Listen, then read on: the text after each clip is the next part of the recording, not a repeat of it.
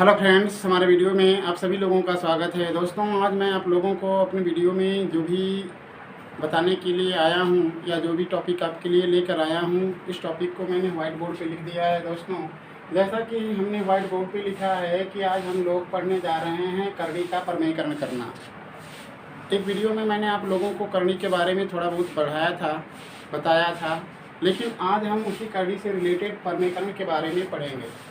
सबसे पहले हम ये चर्चा करते हैं कि प्रमेयकरण होता क्या है। प्रमेय का मतलब हमारे सामने करड़ी का ऐसा प्रश्न दिया होता है जो प्रमेय के रूप में होता है। वी कैन से वो भिन्न के रूप में होता है, यानी वह एक व्यंजक जो होता है वह P/Q के रूप में होता है, और उस व्यंजक से हमें किसी तरीके से हर जो होता है उस हर से हमें करड़ी को किसी कीमत पर हटा देना होता है। ये प्रमेयकरण का आशय यही होता है कि कोई करड़ी का व्यंजक दिया होता है, उस करड़ी के व्यंजक से हमें जो हर में करड़ी दिखाई देती है उसे किसी कीमत पर हमें हटाना होगा, और उसको हटाने के लिए हमें जो कुछ भी करना पड़े हम करेंगे।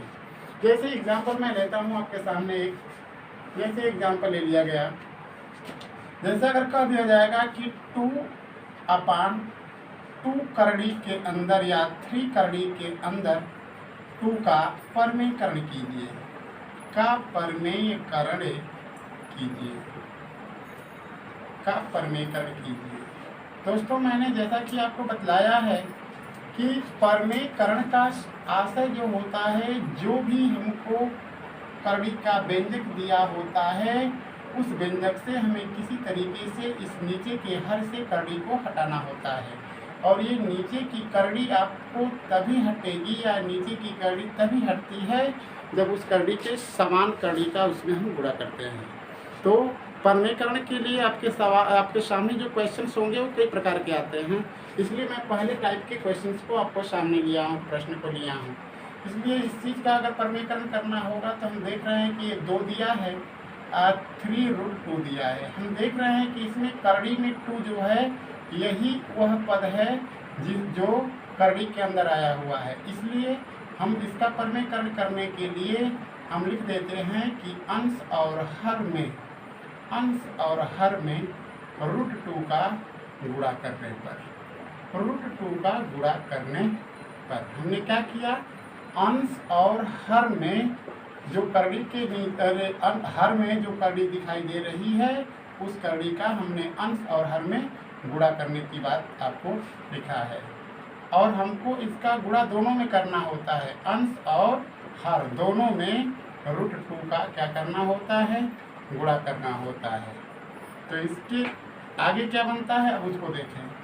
ये हमारा क्वेश्चन था 2 करड़ी, नीचे इसके था 3√2। हमने लिखा है कि ऊपर और नीचे यानी अंश और हर में हमने करड़ी में 2 का मल्टीप्लाई किया।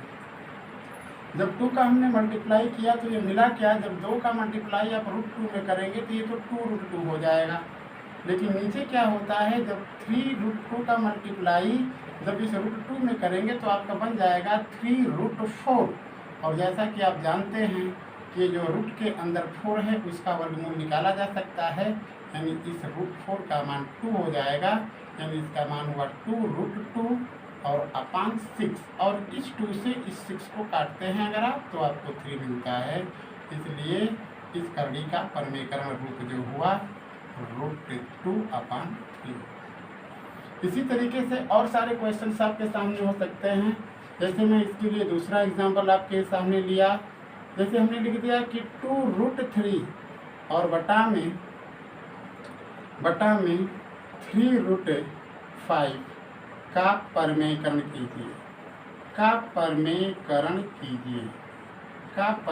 कीजिए। इसके लिए भी फिर वही काम करेंगे आप। हमें जो हर है उस हर में हमें जो करड़ी वाला पद है उसमें करड़ी के अंदर 5 दिखाई दे रहा है, इसलिए पुनः हम वही काम करेंगे कि हम लिखेंगे कि अंश और हर में √5 का गुणा करने पर अब ये क्या बन जाएगा, ये हो जाएगा 2√3/3√5। आपने लिखा है कि ऊपर और नीचे करड़ी में 5 का मल्टीप्लाई किया हमने, तो ये क्या हो गया, ऊपर जब मल्टीप्लाई करते हैं तो ये मल्टीप्लाई हो जाएगा 2 और 5 में 3 का गुणा करते हैं तो 15 मिल जाएगा आपको।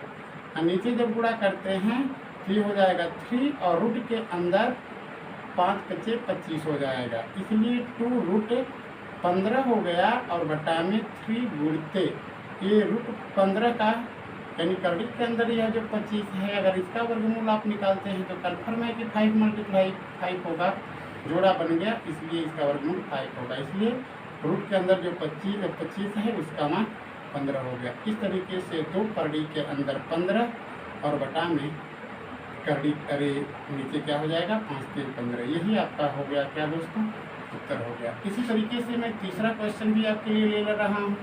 जैसे अगर कह दिया जाएगा कि 2√3 और बटा में 3√2 का परमेकरण कीजिए, फिर उसी तरीके से आप करेंगे। ये दिया है 2√3 अपान दिया है 3√2, नीचे √2 दिखाई दे रहा है, इसलिए अंश और हर में सेम पद इसी चीज़ का हम क्या कर देंगे, गुणा कर देंगे। ऊपर हमको मिल गया 2√6 और नीचे मिल गया 3√4। आगे जब चलते हैं तो 2√6 हुआ और बटा में 3√2 हो गया, 2 से कैंसिल कर देंगे, मिल गया आपको √6 अपान क्या हुआ 3। यही आपका क्या हो गया, आंसर हो गया दोस्तों। ये तो फर्स्ट टाइप का प्रश्न आपके सामने था। इसी तरीके से और भी प्रश्न आपके सामने होगा जहाँ पर आपको परमेकरण करने की बात कही जाएगी। तो इसके लिए आपको घबराने की कोई ज़रूरत नहीं है। मैं हर एक सवाल को धीरे धीरे करते हुए क्रमशः आपको सारा चीज़ परमेकरण के बारे में क्या कर दूंगा, बता दूंगा। आगे दोस्तों मैं एक सवाल लेता हूँ। जैसे कह दिया जाएगा कि 2/√6 -√3 का परमेकरण कीजिए,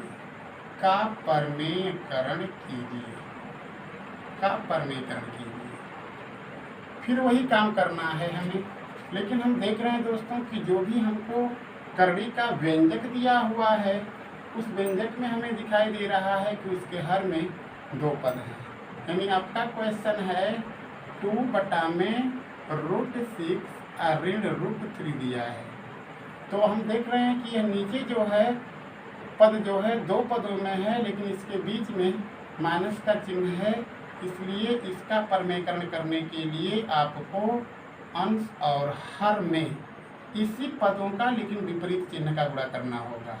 करड़ी में 6 प्लस करड़ी में 3 का गुणा करने पर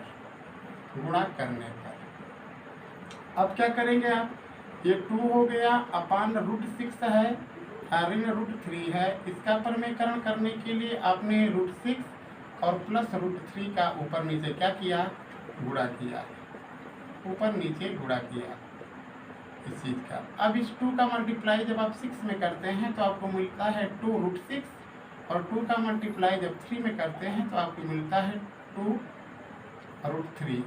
अब नीचे आइए दोस्तों, इसमें 2 पद हैं और आपको दिखाई दे रहा है कि ये दोनों पद समान दिख रहे हैं, लेकिन चिन्ह में एक दूसरे के क्या दिख रहे हैं, विपरीत दिख रहे हैं। ये चीज़ बीजगणितीय माध्यम है, इसलिए आपको समझना है कि अगर 2 पद सेम पद जो हैं प्लस और माइनस में एक दूसरे से मल्टीप्लाई के रूप में या गुणा के रूप में दिखाई देते हैं तो इनको हम इस तरीके से क्या कर सकते हैं, लिख सकते हैं। इसलिए यह जो चीज़ है आपको लिखना होगा √6 का वर्ग और ऋण √3 का वर्ग करना होगा। अब क्या करेंगे, ऊपर हो गया रूट करड़ी के अंदर 6 प्लस 2 और √3 हो गया। नीचे आपको बताया गया हो कि कोई भी पद करड़ी के अंदर है, कोई भी अचर करड़ी के अंदर है, अगर उस करड़ी का अगर होल वर्ग कर देते हैं तो इस होल वर्ग से ये करड़ी हट जाती है, क्योंकि मैंने आपको बताया है कि इस रूट का जो मान होता है 1/2 होता है। तो जैसे ये करड़ी के अंदर 6 है, इसका पावर 2 है, इसका मतलब 6 का पावर 1/2 और इसका पावर 2 हो जाएगा, इसलिए 6 ये हो जाएगा 1/2 मल्टीप्लाई 2 से कैंसिल हुआ या फिर 6। यानी आपको ये समझ लेना है कि करड़ी के अंदर कितनी भी बड़ी संख्या हो, लेकिन अगर उस करड़ी का अगर स्क्वायर बोल दिया जाता है उस करड़ी को हम हटा देते हैं। इस तरीके से यहाँ हो जाएगा 6 और यहाँ हो जाएगा 3। ये हो जाएगा 2√6 और प्लस 2√3 और अपान ये 3 हो जाएगा। अब क्या कर सकते हैं, देख रहे हैं कि कोई पद कटने लायक नहीं है, तो बस इतना ही कर सकते हैं कि इन दोनों पदों में 2 दिख रहा है, इसलिए 2 को कॉमन करके √6 प्लस √3 लिख करके इसके अपान क्या लिख सकते हैं 3। यही आपका क्या होगा, आंसर होगा। इसी तरीके से एक सवाल और लेते हैं, इसी तरीके का सवाल नंबर और दूसरा लेते हैं, एग्जाम्पल और लेते हैं। जैसे कह दिया जाएगा 2√3 और बटा में √3 और माइनस √2 या प्लस √2 का परमेयकरण कीजिए,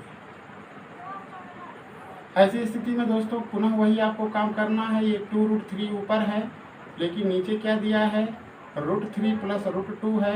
हमने आपको यही समझाया है कि जो चीज़ नीचे दिखेगा, समान पद अगर दिख रहा होगा उसका विपरीत चिन्ह लगा करके अंश और हर में गुणा कर देंगे। यानी हमने इसमें √3 माइनस √2 का ऊपर नीचे क्या कर दिया, गुणा कर दिया। जब ऊपर नीचे गुणा किया तो देखते हैं हमको मिलता क्या है।